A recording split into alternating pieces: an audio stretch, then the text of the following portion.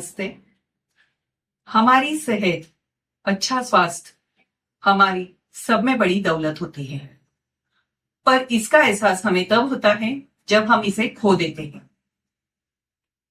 मनुष्य का एक स्वाभाविक गुण होता है, जब अपने पास कोई अच्छी चीज होती है तो हम उसे महत्व नहीं देते या फिर उसके ऊपर ज्यादा नहीं सोचते, पर जैसे ही अपने हाथ से वो चली जाती है, फिसलने लगती है या हम उसे खो देते हैं, तो हम उसे पकड़ने की कोशिश करते हैं या फिर उसके पीछे भागते हैं।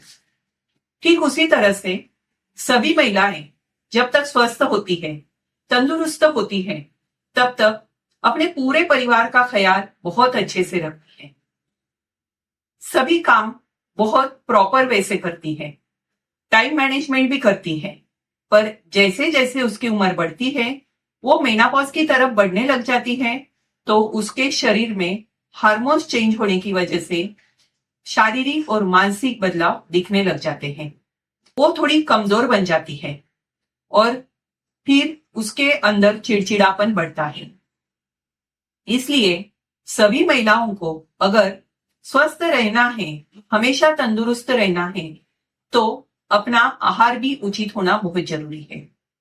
तो आज के इस वीडियो में हम देखेंगे कि मेनापॉज, पेरीमेनापॉज और पोस्ट मेनापॉज के दौरान महिलाओं का डाइट किस तरह का होना चाहिए।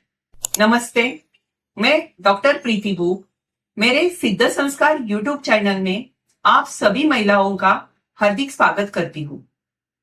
आज के इस वीडियो में हम मेनापॉज के दौरान किया जाने वाला डाइट, इसके बारे में चर्चा करने वाले हैं।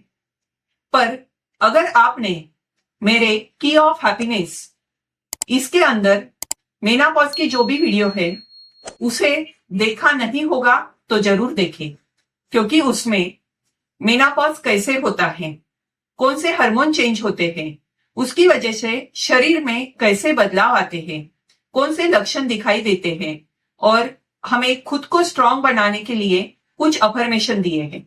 अगर आप वो पहले वाले वीडियो देखेंगे तो आपको इस वीडियो में ज्यादा से ज्यादा चीजें समझ आएगी। मेनापॉज के दौरान किस तरह का डाइट होना चाहिए। If you want to feel better then you eat better, यानी अगर आप अच्छा रहना चाहते हो, स्वस्थ रहना चाहते हो, तो आपको अच्छा खाना खाना भी जरूरी है। वैसे तो सभी लोग खाना तो अच्छा ही खाते हैं, बनाते वक्त भी हम काफी सारी प्रिकॉशंस लेते हैं, पर तो भी जो खाना हमें पसंद है या जो हम खाते हैं वो हमारे शरीर के लिए उचित है या नहीं है, ये भी जानना जरूरी होता है। मेनापॉज के दौरान इस्ट्रोजेन और प्रोजेस्टेरॉन की कमी होने की वजह से हमारे शरीर में digestive system, cardiovascular system, nervous system, ऐसे काफी सारे सिस्टम के ऊपर प्रभाव होता है। उसकी वजह से स्किन ड्राइनेस होना, हॉट फ्लशेस होना, हड्डियों में कमजोरी होना, मसल वीकनेस होना, जॉइंट में कमजोरी होना, बालों का झड़ना, चिड़चिड़ापन होना, नींद ना आना, किसी को बीपी की तकलीफ शुरू होती है, डायबिटीज होना, ऐसे काफी सारे अलग अलग सिम्टम्स अलग अलग महिलाओं में दिखे जाते हैं। ये सभी सिम्टम्स हार्मोनल चेंज की वजह से होते हैं, तो इसे सुधारने के लिए हमारे शरीर में हार्मोन चेंज होने की वजह से जो भी विटामिन, मिनरल्स, न्यूट्रिएंट्स कम होते हैं, उन्हें बैलेंस करना जरूरी होता है और उसी तरह का डाइट हमें लेना चाहिए। मेरे इस वीडियो को आप अंत तक देखें, क्योंकि इस वीडियो के अंत में मैं एक होम रेमेडी बताने वाली हूँ, जिसके द्वारा आपके शरीर में मेनापॉज में जो भी घटक कम होते हैं उसे बैलेंस करने के लिए हेल्प होगी। आज इस वीडियो में हम डाइट की जो शुरुआत कर रहे हैं, उसमें सब में महत्वपूर्ण घटक है दूध। दूध से हमें कैल्शियम, विटामिन डी, फास्फोरस, ये सभी चीजें मिलती हैं। दूध की वजह से हमें कैल्शियम, विटामिन डी जो मिलता है, उसकी वजह से हमारी हड्डियां मजबूत होती है, जोड़ों के दर्द कम हो जाते हैं, जॉइंट स्ट्रांग रहते हैं और दूध का असर नर्वस सिस्टम पर भी होता है, तो हमें नींद भी अच्छी आती है। पर जब आप कैल्शियम इंटेक ले रहे हो तो ये कैल्शियम के एब्सॉर्प्शन के लिए आपको विटामिन डी की जरूरत होती है, और ये विटामिन डी आपको सूरज की किरणों से मिलता है। तो इसलिए जब आप दूध पर्याप्त मात्रा में ले रहे हो तो आपको मॉर्निंग वॉक करना भी उतना ही जरूरी है। सुबह की किरणों में टहले या मॉर्निंग वॉक को जाने की वजह से आपको जो विटामिन डी मिलेगा उसकी वजह से आपके कैल्शियम का एब्सॉर्प्शन ठीक से होगे, आपकी हड्डियां मजबूत हो जाएगी। कैल्शियम के साथ साथ हमारे शरीर में high fibre diet, fibre rich diet, इसकी भी जरूरत होती है। फाइबर रिच डाइट हमारे डाइजेस्टिव सिस्टम को स्ट्रांग बनाता है और इसके साथ साथ वेट लॉस करता है।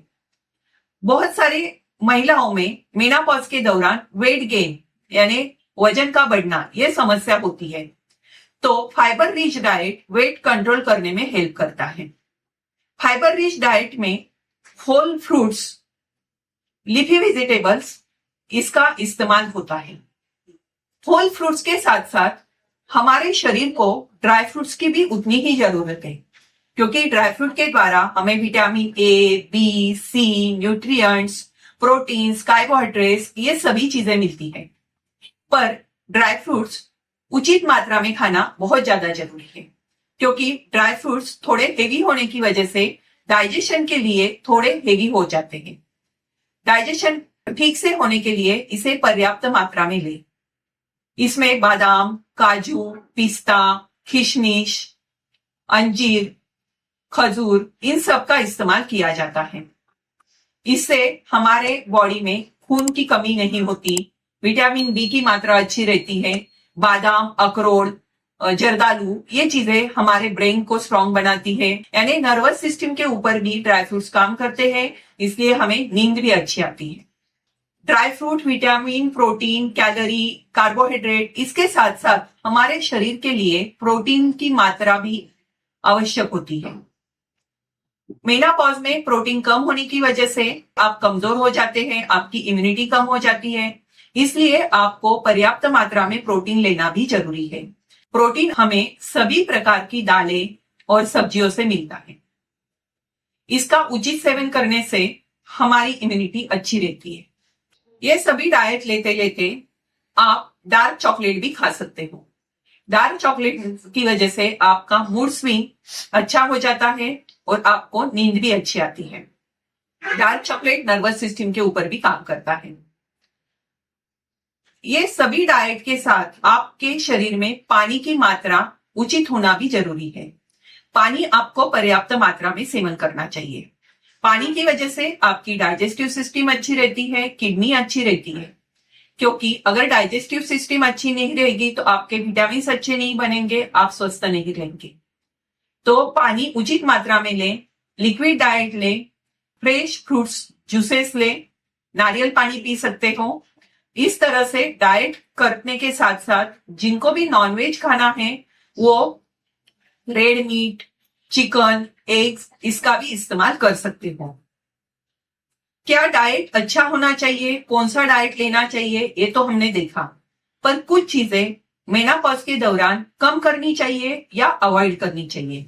ऐसी चीजों में alcohol, smoking, caffeine, spicy food, saturated oil, तली हुई चीजें, बेसन की चीजें, मसालेदार खाना, इसका कम इस्तेमाल होना चाहिए।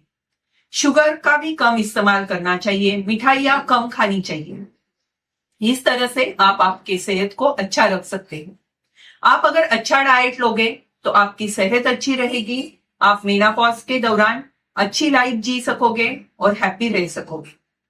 अभी अंत में जो हम रेमेडी देखने वाले हैं, उस रेमेडी को आप थोड़ा सा हल्का सा भून के सुबह शाम खाने के बाद चबा के खा सकते हो, या फिर उसकी पाउडर बना के पानी में से इस्तेमाल कर सकते हो, या उसकी छोटी छोटी टैबलेट्स बना के सुबह शाम ले सकते हो। तो ये होम रेमेडी क्या है? इसके लिए आपको बड़ीशेप, जीरा, अजवाइन, दालचीनी, मेथी, काजू, सूंठ, मूंगफली, तिल, जवस, हल्दी इसका इस्तेमाल करना होगा। अगर आप टैबलेट फॉर्म में करना चाहते हो तो इसमें गुड़, घी और शहद भी डाल सकते हो। जिन किसी को डायबिटीज है उन्होंने गुड़ और शहद का इस्तेमाल नहीं करना है। बीपी वालों ने घी का इस्तेमाल, शहद का इस्तेमाल कम करना है। इस तरह से आप एक होम रेमेडी को फॉलो करो।